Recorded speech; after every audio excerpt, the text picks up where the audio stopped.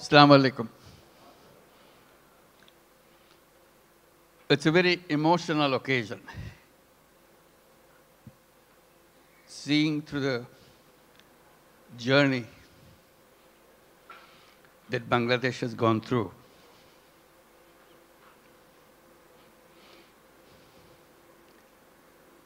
The people who are just presented, they are the heroes of Bangladesh. Let's give another big applause for them.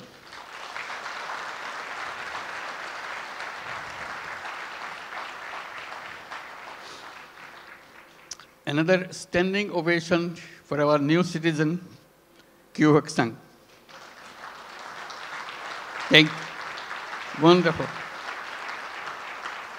His dedication, his commitment. Thank you. Please have your seat. Just doesn't have any boundary. He loves Bangladesh. He worked for Bangladesh. He loves the nature of Bangladesh. I wish you could visit his factory. And he brought so many delegations this time to come to show his new land of citizenship. Can the members of the Korean delegation please stand up so that we can give you applause? Yes, indeed. Thank you. Thank you so much. Wonderful. Yeah. Fantastic. This is your home too. We'll make this home beautiful home.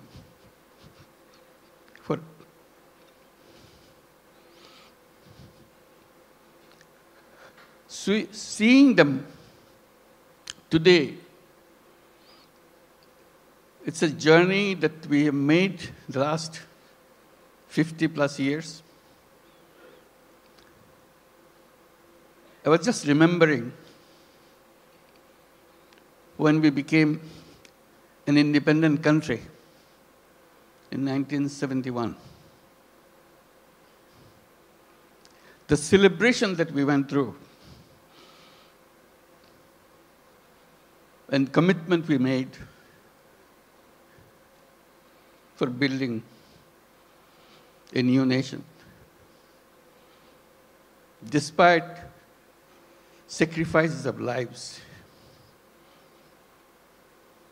for achieving that independence, we rejoiced. We are free. That was 1971. Then came 1974.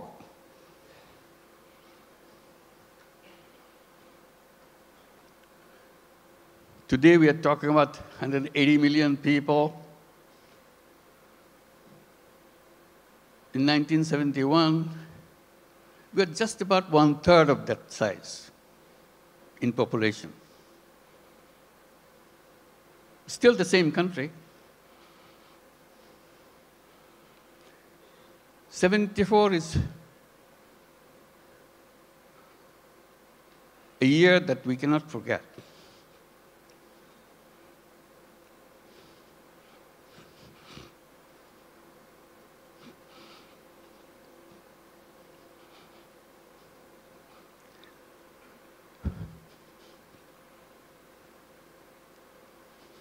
Sorry.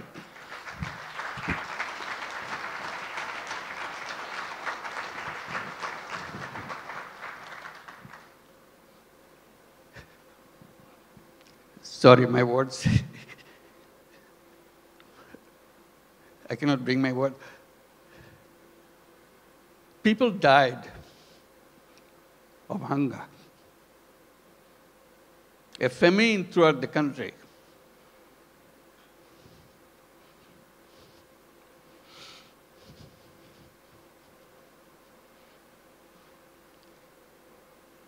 One and a half million people died.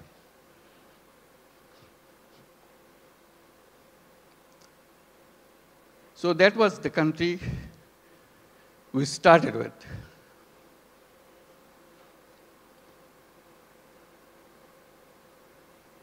We used to grow one crop. We didn't know any other way. Our population was known as farmers because they have no other profession.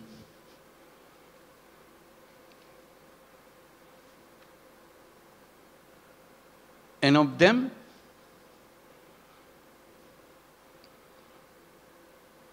three-fourths of the population were landless farmers. They had no land.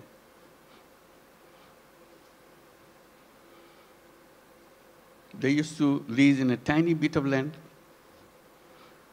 from the people who had little bit of land to make a living by one crop. If you heard the word dirt poor,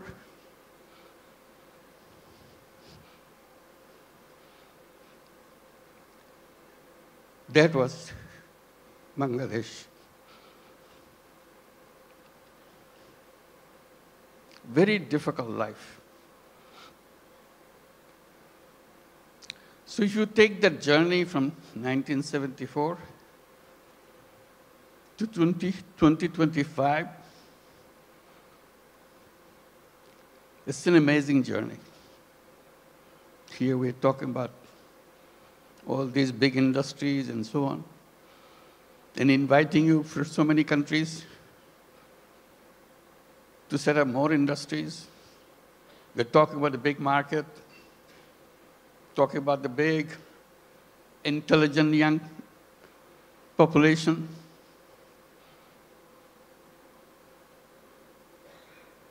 That's Bangladesh. Came a long way in a very short time.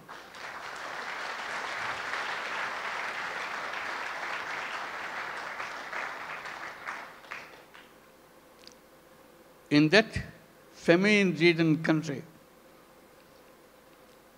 one little initiative came just to relieve the burden of watching what's going on. To help people to lend money, tiny little money, $2, $3, so that they can start a business, focusing particularly, specifically on women. They are the most destitute of all. That became known as microcredit. We created a bank called Grameen Bank. Had no idea what this finally will turn out to be. But it turned out to be a global name.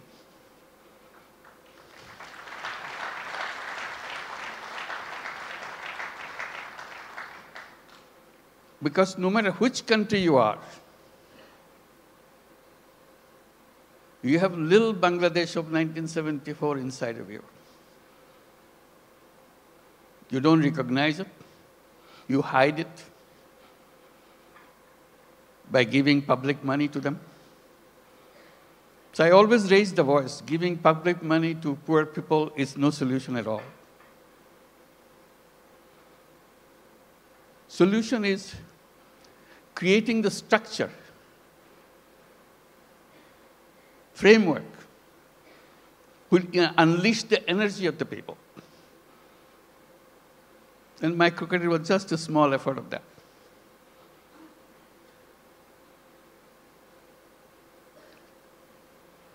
Then a crazy idea came over. When the government wanted to issue license for telephone, we had nothing to do with telephone. We didn't have any telephone in the country. Few telephone in the cities. Most of them don't work. So we talked, why don't we apply for a license for telephone company? A crazy idea. Government asked, what do you do with the telephone company? What business you got to do?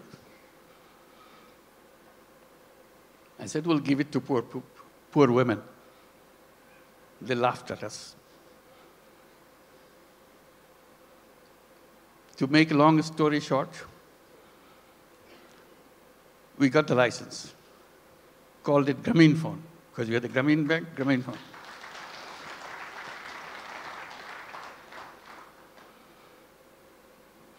Nobody wants to partner with us because we have no knowledge, nothing. Because Bangladesh is no place for mobile phone. There's no market for mobile phone. Who wants to be partner? So we knock at every door, international doors. Nobody wants to partner. Finally, someone I personally knew in Norway, who happens to be chairman of Telenor. I explained to him, can you help me? I explained why we want to do this and why we want to bring the phone to the women. He took it seriously. But the company board doesn't agree with him. They said, what, Bangladesh? We never heard a name called Bangladesh. So it's a big effort for him. The more board rejects, he comes back again, explain again. Finally, he got it through. The company assessment was, at the peak of this company, you will have 200,000 users of the mobile phone in the whole country, 200,000.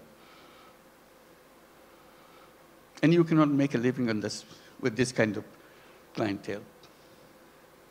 He told me, I said, are you crazy? It will be at least 10 times more than that. That's the way I could figure. It became the largest telephone company in the country.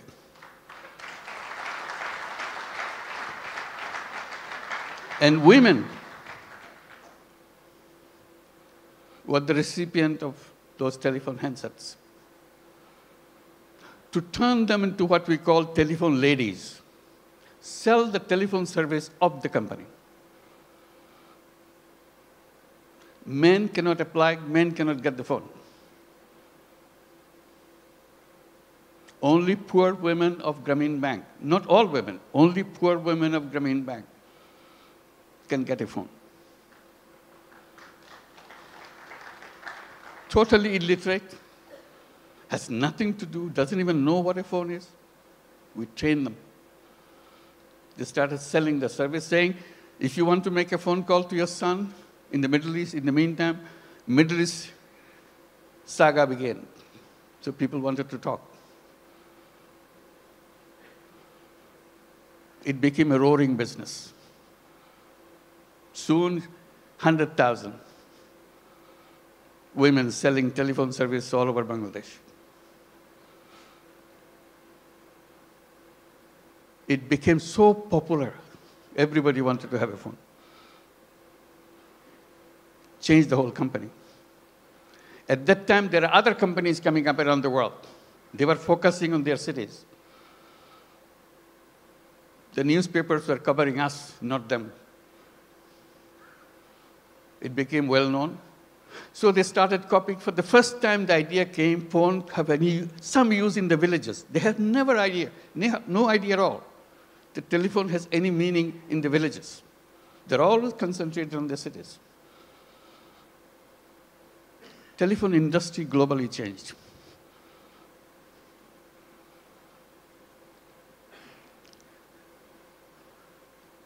I'm narrating this story a little bit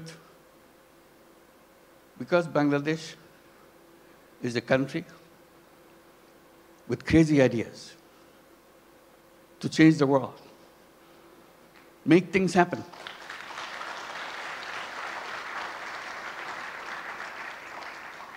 Everyone you saw on the stage receiving the award has a very powerful, crazy ideas and made them happen. So we invite you to join that crowd. Not only change Bangladesh by your business, change the world.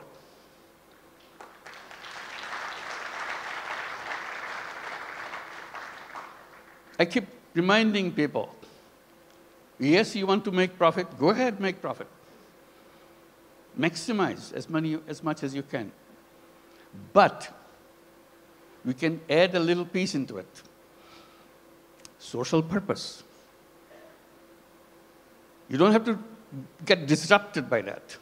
It's something that you can do, you have fun. Like many of you do already. So if you want to make a business with a purpose, along with the business that we do, Bangladesh is the place.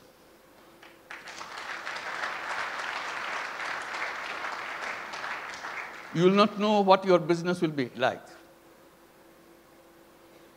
Why the whole world is following you.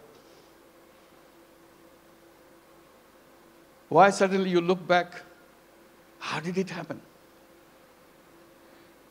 Bangladesh makes it happen.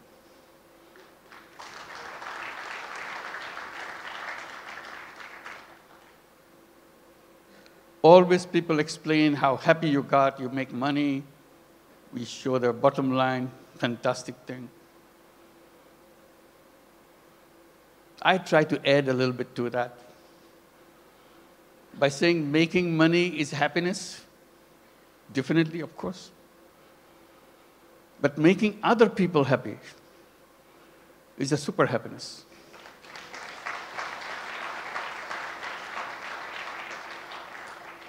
If you have business in Bangladesh, you will have both happiness and super happiness. That you get extra with no cost. You'll be proud of what you have done. Like the people who stood here felt that. Super happy. Did something which impacted in people's lives massively. With a country of famine, we're now talking about global entry to the businesses and everything. And at the same time, I'm just pointing out, which has been pointed out already, we don't look at Bangladesh alone. It is only one piece of the economy. We see the whole region, very powerful region, lots of resources. We work together, facilitate each other. It's not the business to grab everything out of you, it's a competition, you grab things. We twist a little bit. You earn money, but earning money together, changing the life of the people together, is a fun, is something that immeasurable. And each of your company can enjoy that super happiness by expanding and reaching out. Reaching out, the impact that you make, you never explored. Just a little opening. That's the magic. Changes the world. We said business is the most powerful mechanism by which you can change the world. But we are trained to focus on some so narrow thing, we miss out the world. We can try opening a little bit. And I emphasize by saying, let's create a new civilization where you're wide, we're open, we embrace the world. I underscore by saying we can create a world of 3 zeros. It can be done with the businesses, not by the government. Government cannot achieve that. That's not the function of the government. It's the function of individuals, human beings. We are human beings. We can change the world. And business gives us a big, powerful tool in our hand. And the new civilization, I say, should be a civilization where there will be no carbon emission. We can do that. That's where the business innovation comes. All we have to do is just pay attention to that side. No carbon emission. It's a self-destructive system if you allow carbon emission to continue. No wealth concentration. It's fun to make money, but wealth concentration is the most dangerous thing to a human being. It will destroy the whole world. And zero unemployment. The young people get excited about it. Because all of you are entrepreneurs, not job seekers. Think like an entrepreneur. Make things happen. And Bangladesh is a place to see that. How suddenly people, we are known as farmers. We're a country of farmers, landless farmers. We didn't have any land, much land, little. Only in the 70s, early 60s maybe, 60s, some crazy young guys from the universities dared to enter into something which is happening in the country because of business interest of other countries, garment industry. They said, why not us? That was the beginning of the garment industry in Bangladesh, those crazy young guys. All the first generation, some of them are already here, came out of that generation. And now moving into the second generation, you heard Naseem, the second generation entrepreneur. That's our history. In 2 generations, second generation is just the beginning. It's still the first generation going on. Topon is here too, I saw him. Where are you? Second generation, I'm sure. So that's the journey of generations. Now, what is the third generation coming up? Are we prepared for that? That's a challenge to all of us. And we talk about second generation, we have to talk third generation a little bigger. Boys and girls. Somehow, in entrepreneurship in the past, women left out. We have some, but very few. But women are as creative, as entrepreneurial as anybody else.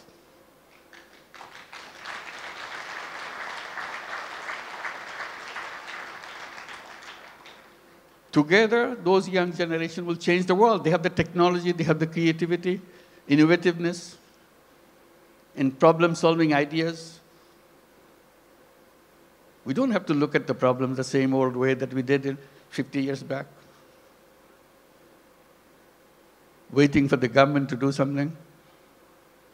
We people can do that. That's a chance. So today it makes me very happy that we can gather together, and talk about creating that world. It's not just business in a limited idea, which is good, but you can have another space remains unutilized. Let's use this too. And Bangladesh, the business in Bangladesh is not only for Bangladesh, that's the point. It could be for the whole world. Who ever thought that microcredit, which started in a tiny little village, now would be a prime business in the United States, in America?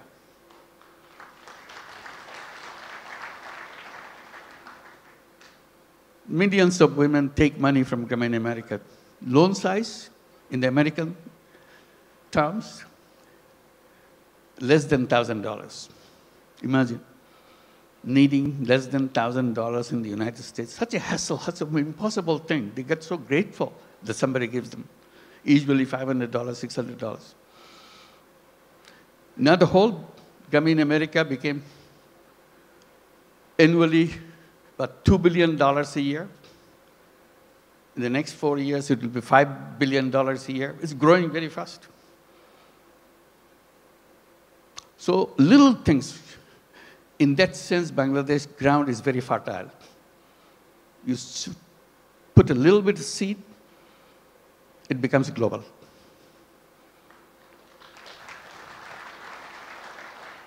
I wish I could tell all the stories that happen in Bangladesh, but I get very tempted, but they're all here. Talk to them, find out. And we welcome you to join us with that mission, creating a new world for the whole world. Thank you very much.